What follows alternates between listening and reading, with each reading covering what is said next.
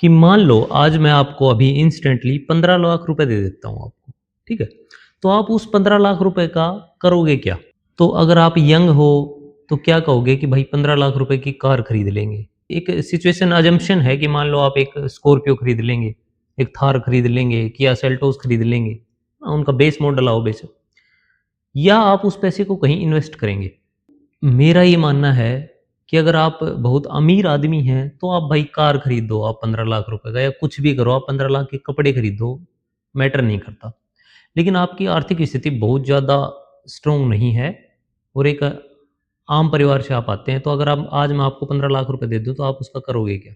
मेरा ये मानना है कि आपको 15 लाख रुपए को इन्वेस्ट करना चाहिए, ठीक है?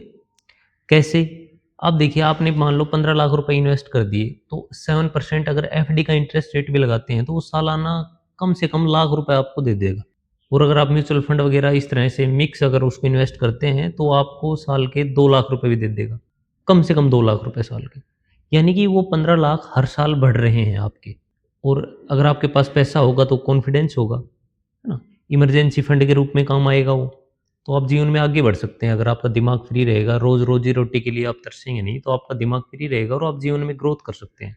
या उस पैसे को किसी स्किल के रूप में देख सकते हैं। जैसे मान लो आप यूट्यूब पे आगे कंटेंट क्रिएट करने लग गए, है ना? तो कितने 20-30 हज़ार रुपए आपने लगाए, अच्छा फ़ोन लिया, माइक लिया इस तरह उसमें से 15 लाख में से, तो वो आप सोर्स ऑफ रेवेन्यू बन जाएगा आपको। आपको पैसे वो बढ़ा के देगा, मतलब ये एप्रिशिएट करेगा आपकी जो संपत्ति है उसको। दूसरी सिचुएशन थी कि मान लो आपने भाई महिंद्रा थार निकलवा ली 15 लाख रुपए की। हो सकता है कि ज़्यादा की आती हो, लेकिन मैं मान रहा हूँ कि 15 लाख रुपए की महिंद्रा थार निकलवा ली। इसका फ़ायदा क्या होगा? भाई आपकी टौर बनेगी मोहल्ले में, कोई दो राय नहीं है। यार दोस्त, और आपने देखा होगा कि कार-वार वाले दोस्त होते हैं जो खर्चा करते हैं, उनके यार दोस्त भी बहुत ज़्यादा होते हैं। तो आपकी बढ़िया टौर बनेगी। लेकिन इसके नुकसान क्या हैं? आपने 15 लाख रुपए की कार खरीदी, उसी दिन आपके 15 लाख गए। कैसे गए? वो कार आ गई।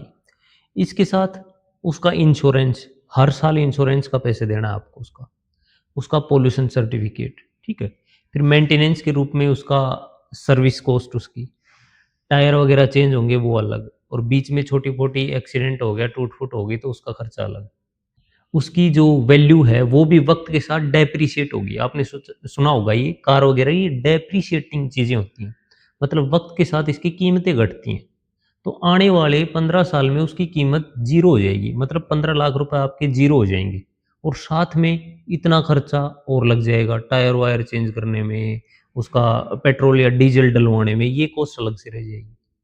और सरदर्दी भी रहती है अपनी गाड़ी की, भाई सर्विस के लिए भेजनी है, टायर चेंज करवाने हैं, मतलब आपकी एनर्जी और टाइम भी लगता है इसमें। जबकि 15 लाख रुपए अगर आप इन्वेस्ट कर देते, तो साल में एक आम आदमी को कितनी बार व्हीकल की ज़रूरत पड़ती है? कहीं रिलेटिव के यहाँ जाना हो, कोई ब्याह-शादी हो या कोई इमरजेंसी हो।